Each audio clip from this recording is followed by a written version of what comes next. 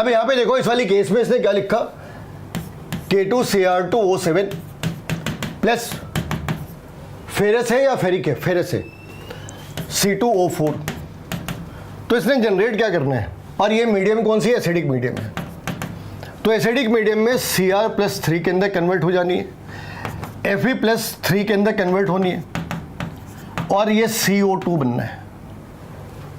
अब अगर इनके अंदर हमने डिफरेंस देखी तो क्या डिफरेंस है भाई, तो यहाँ पे Fe2 है, ये Fe3 है, एक इलेक्ट्रॉन है। यहाँ पे C+3 में है, यहाँ पे C+4 में है। तो यहाँ पे पर कार्बन लॉस ऑफ 1 इलेक्ट्रॉन है। How many carbons are there, 2, so loss of 2 electron. तो total loss by FeC2O4 is 3 electron. अब यहां देखो इस वाली केस में क्या है, इस वाली केस में Cr+6 से Cr+3 है। कितने का लॉस है भाई, कितने का गेन है, ये पर एटम है, पर मॉलिक्यूल कितने का गेन है, तो 3e मल्टीप्लाइड बाई 2, 6 इलेक्ट्रॉन। तो इस वाली केस में क्या कर रहा, इसमें 6 का है, इसमें 3 का है, तो क्या करा, K2Cr2O7 प्लस 2FeC2O4 करो। तो ये फाइनल इक्वेशन है। अगर तुम्हें शौक है तो तुम ऐसा लिख सकते कि ये लिखा 3K2Cr2O7 प्लस 6FeC2O4, मगर इससे होना कुछ नहीं है। Loss of electron is equal to gain, loss of electron is equal to gain of electron. बस इस वाली कॉन्सेप्ट को यूज कर रहे हैं। किसने कितना लूज करा, किसने कितना गेन करा, इसके ऊपर सारी कहानी है। अगर फेरस की जगह बेटा फेरिक लिखा होता तब यहाँ पे या तो आंसर इसके साथ मैच कर जाते या फिर आंसर के अंदर कुछ और चेंजेस थी, जैसे K2Cr2O7 प्लस FeC2O4 होल 3, ये 2 है, ये 3 है। तो इसने कन्वर्ट क्या करा, इसने खुद को कैसे कन्वर्ट करा, ये आ गई वापस Cr3 पॉजिटिव क्योंकि मीडियम एसिडिक है, प्लस Fe3 तो अभी रह जानी है जहाँ पे पहले थी, लेकिन इसने खुद को चेंज करना है CO2 के अंदर। तो पहले कितने इलेक्ट्रॉन थे बेटा, पहले यहाँ पे +3 और अब यहाँ पे +4, और ऐसे कितने इलेक्ट्रॉन का चेंज हो रखा है, वापस 3 इलेक्ट्रॉन का चेंज हुआ, वापस 3 इलेक्ट्रॉन का चेंज होना है। ये ठीक है कि Fe ने कुछ भी नहीं करा, ठीक है, लेकिन C2O4 ने कितने का करा, यहाँ पे टोटल 6 इलेक्ट्रॉन है तो 6 का चेंज है, सॉरी यहाँ पे 6 का चेंज है। टोटल कितने कार्बन है, 6 कार्बन है, और एक कार्बन के ऊपर कितने का चेंज है, 1 का, तो टोटल कितने इलेक्ट्रॉन होंगे, 6। और इस वाली केस में कितने का चेंज है, इस वाली केस के अंदर भी 6 का चेंज है। अगर दोनों ही साइड पे 6 का चेंज है फिर क्या होगा, तो ऑप्शन यहाँ पे है ही नहीं। अगर दोनों साइड पे 6 का चेंज है तो 1:1 का रेशियो है, तो चेंज नहीं होना।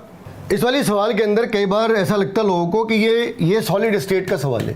पहले जब सॉलिड स्टेट थी ना वहाँ भी इन्होंने दे रखा है, ये सॉलिड स्टेट में भी दे रखा है, मोल कॉन्सेप्ट में भी दे रखा है, और रेडॉक्स में भी दे रखा है, तीनों जगहों पे आसान है।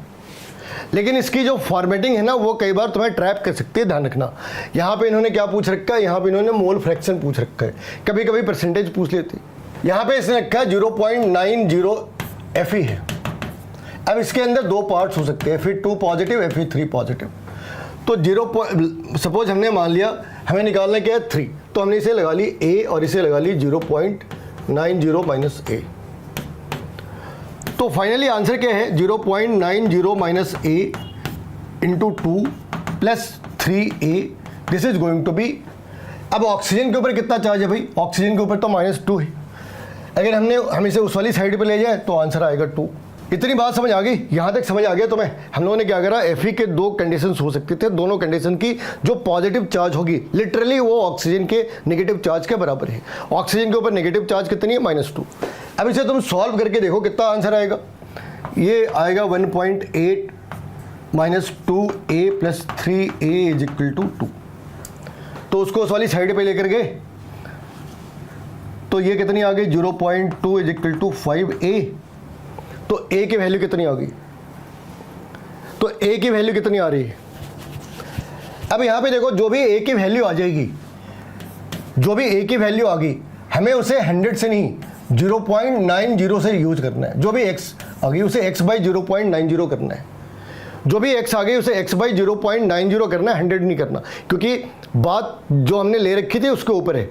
तो मेजर प्रॉब्लम कहाँ पे होती है, जब लोग इसे 0.9 की जगह यहाँ पे x बाई 100 ले लेते या x बाई 1 ले लेते, वो प्रॉब्लम हो जाती है। यहाँ पे 90 लिखा है, 90 लिखेंगे। सपोज अगर उसने यहाँ पे 0.96 लिखा होता तो जो डिनोमिनेटर है उसमें के अंदर 0.96 आना है, ये फर्क है। और इस वाली प्रॉब्लम को, ये तो बहुत ही आसान सी प्रॉब्लम है, इसने पूछा है strongest reducing agent. Strongest reducing agent का मतलब है highest tendency to get oxidised, highest tendency to get oxidised.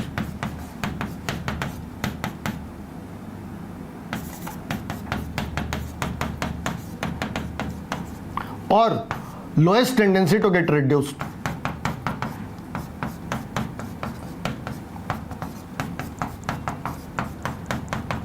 ऐसा पहले दिमाग में सोच लेना है कि हमें क्या चाहिए।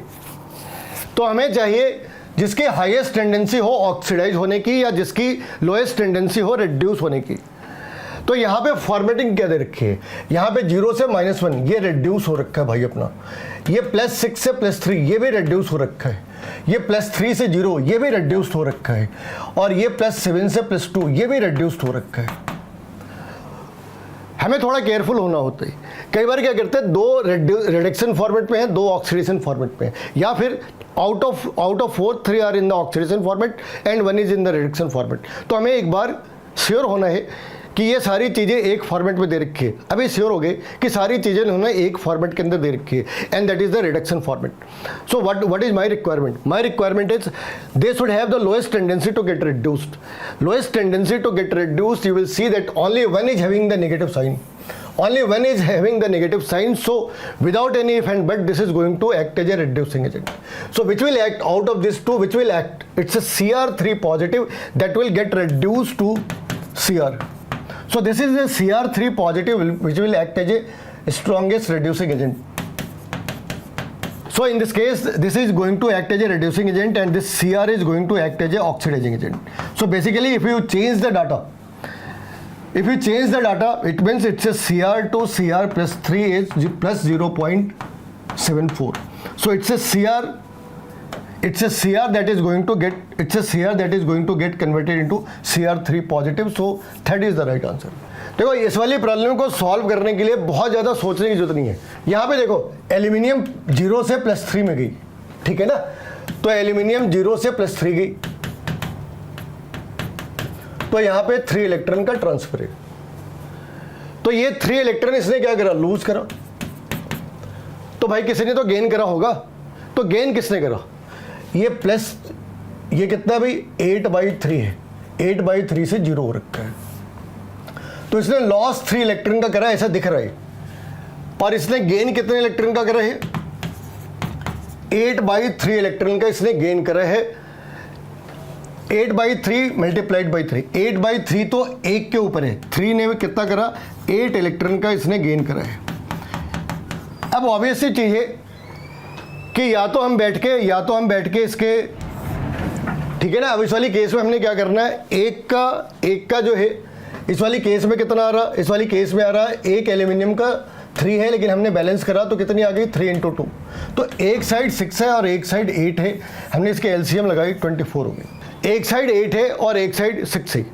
देखो यहाँ पे क्या है, एल्यूमिनियम अगर हमने इसको ऐसे जो हमने पढ़ रखा है उसके हिसाब से करा तो ये एटम वाइज, मतलब हम क्या करते, एटम वाइज बैलेंस करते, फिर चार्ज वाइज बैलेंस करते, और फिर इलेक्ट्रॉन कैंसिल करते।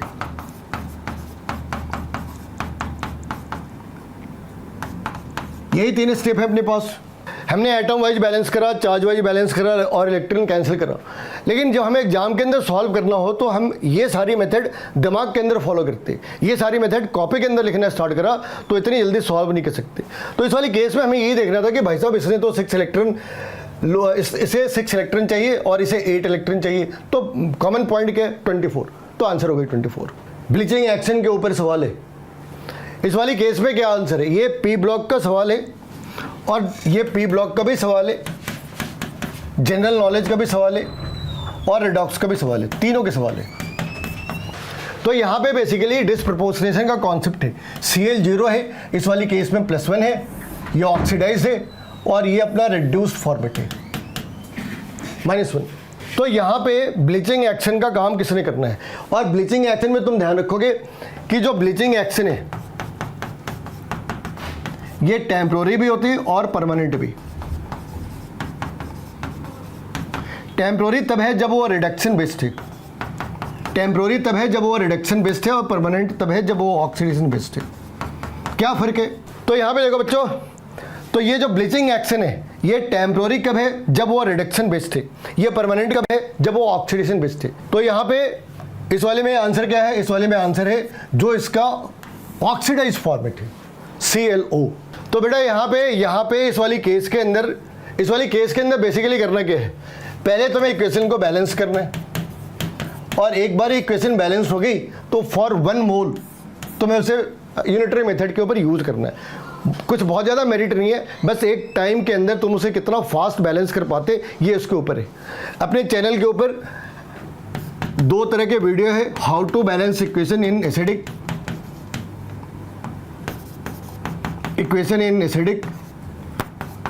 एंड बेसिक मीडियम, और एक और भी पार्ट है how to balance disproportionation reaction. तो तुम वो वीडियो जरूर देखना जहाँ पे इनकी बैलेंसिंग है, एसिडिक मीडियम के अंदर कैसे बैलेंस कर रहे हैं, बेसिक मीडियम के अंदर कैसे बैलेंस कर रहे हैं, और डिसप्रपोर्शनेशन रिएक्शन को कैसे बैलेंस करते हैं। तो यहाँ पे सारा काम ये है कि तुम क्या 60-70 सेकंड के अंदर उसे बैलेंस कर पाते नहीं कर पाते, अदरवाइज ये तो 8th-9th क्लास के सवाल है, काफ़ी टाइम लग रखा है, तो जो आसान क्वेश्चन है उसे छोड़ देती है। ये एक रेपिटेशन टाइप का सवाल है। इसकी जो आइडियोलॉजी है, इसकी जो कॉन्सेप्ट है वो ये है कि loss of electron is equal to gain of electron. यहाँ पे भी वही करना है और कुछ करना ही नहीं तुम्हें। Loss of electron is equal to gain of electron, यहाँ भी यही काम करना है। तो अगर बहुत फास्ट काम करना हो तो कैसे करेंगे भाई, ये मीडियम एसिडिक दे रखा है, तो Cr+6 जो है वो कन्वर्ट हो गई +6 इलेक्ट्रॉन, +6 इलेक्ट्रॉन, और FeSO4 है तो FeSO4 ने खुद को कन्वर्ट करा Fe+3 में। SO4 में कुछ भी चेंज नहीं होना, SO4 के अंदर कोई चेंज नहीं होना, ये +2 से +3 में है। तो बेसिकली हमें आइडिया क्या लगा कि इसके अंदर 1 इलेक्ट्रॉन का गेन है, लॉस है, और इसके अंदर 6 इलेक्ट्रॉन का गेन है, तो इसे 6 से मल्टीप्लाई कर दो। तो अगर तुमने इसे 6 से मल्टीप्लाई करा तो इस वाली इक्वेशन में ये 6 आ गई। अब इसने आगे क्या पूछा है, इसने पूछा है 1 मोल ऑफ FeSO4। तो मैं यहाँ पे बैलेंस करने के बाद 2 चीज़ों का ध्यान रखना है, उसने किसके बारे में बात करी, किसके रिस्पेक्ट में बातें करी। तो इसने FeSO4 के रिस्पेक्ट में बातें करी। ये हमें टाइम बिंग के लिए ऐसा दिखेगा K2Cr2O7 + 6 FeSO4, और इसने जनरेट कर दी Fe3 पॉजिटिव + Cr3 पॉजिटिव। अब क्या है, इस वाली साइड को भूल जाओ क्योंकि वो अपना कंसर्न है ही नहीं, इस वाली साइड की बात करते हैं। इसने कहा कितने मोल्स चाहिए इसके 1 मोल को रिड्यूस करने के लिए। तो 1 मोल ने अगर 6 मोल को करा तो इस वाली केस में हमें 1/6 मोल चाहिए, मतलब कुछ है ही नहीं कॉन्सेप्ट। तो बेटा यहाँ पे देखो इस वाली केस में क्या है, मतलब अगर तुम्हें लंबा खींचना हो तुम इसके 4-5 स्टेप बना सकते हैं। अभी हमें 12th का पेपर तो देना नहीं, तो सीधा सा तरीका क्या है कि हमने देखा पूरी कहानी यहाँ पे आके ख़त्म हो जाती है, पूरे चैप्टर की कहानी यहीं पे। कितने इलेक्ट्रॉन का लॉस हुआ, कितने इलेक्ट्रॉन का गेन हुआ, है ना भाई। अगर इलेक्ट्रॉन का लॉस हो रहा तो अगर इलेक्ट्रॉन कोई गेन कर रहा तो किसी ने तो लॉस करा होगा ना, बारिश में तो इलेक्ट्रॉन आया नहीं। तो जो इलेक्ट्रॉन गेन करे वो इलेक्ट्रॉन आए कहाँ से, अगर तुम ये आइडेंटिफाई कर पाते, अगर तुम ये असर्टेन कर पाते, ये फिक्स कर पाते कि जो इलेक्ट्रॉन इसने एक्सेप्ट करे वो आए कहाँ से थे, तो सारी कहानी सॉल्व होगी। इस केस में हम लोगों ने यही करा। बेटा इस वाली केस में थोड़ी सी कैलकुलेशन है, लेकिन कॉन्सेप्ट बहुत सिंपल है, और कैलकुलेशन भी इतनी ज़्यादा नहीं है, थोड़ी सी कैलकुलेशन है आखिरी स्टेज के अंदर में।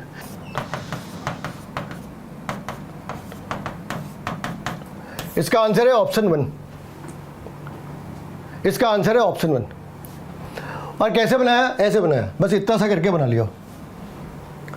ये इतनी सी इसकी कैलकुलेशन है, कैसे करा देखते। ये इतनी सी कैलकुलेशन है, करा कैसे वो देखते।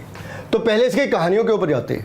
इसने कहा, भाई ने कहा कि V2O5 है और ये एसिडिक मीडियम में रिड्यूस हो जाते हैं V2 पॉजिटिव। ध्यान रखना ये 2 इसके ऊपर है, नीचे नहीं है। यानी कि अगर हम इसे एटम वाइज बैलेंस कर ले तो यहाँ पे 2 लिखा, ठीक है। आगे कहते हैं how many moles of iodine could be reduce by resulting solution if further oxidize to VO2 positive, ठीक है।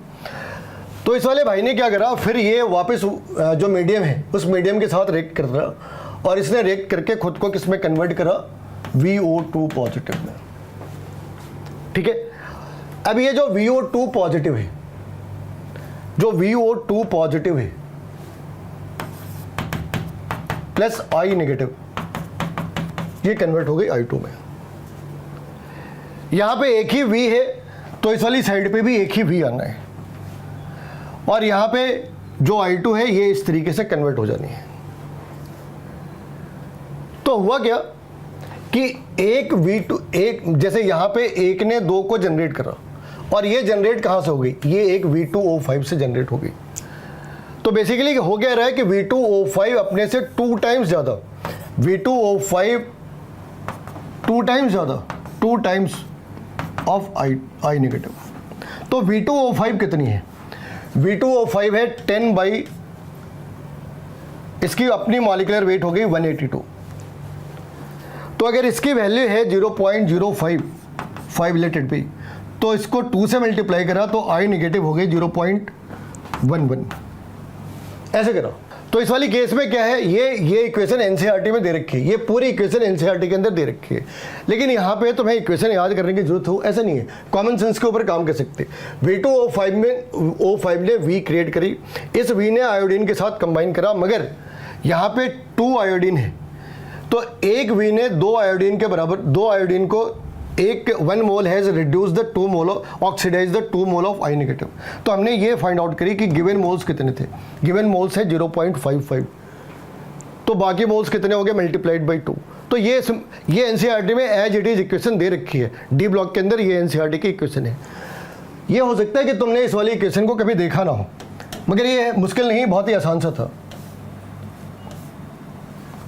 ये एक एक्सेप्शन है, this one is an exception, और ये तुम्हें काफ़ी परेशान भी कर सकते हैं, ये तुम्हें काफ़ी परेशान कर सकते हैं।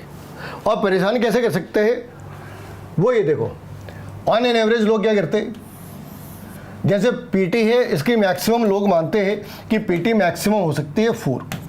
तो अगर तुमने पीटी की 4 लगा ली और फ्लोरीन की लगा ली -6 और ऑक्सीजन की तुमने 2x लिख के छोड़ दी, तो ये वैल्यू कितनी आ गई, और ये जो वैल्यू आएगी उस पर आंसर नहीं आ रहा।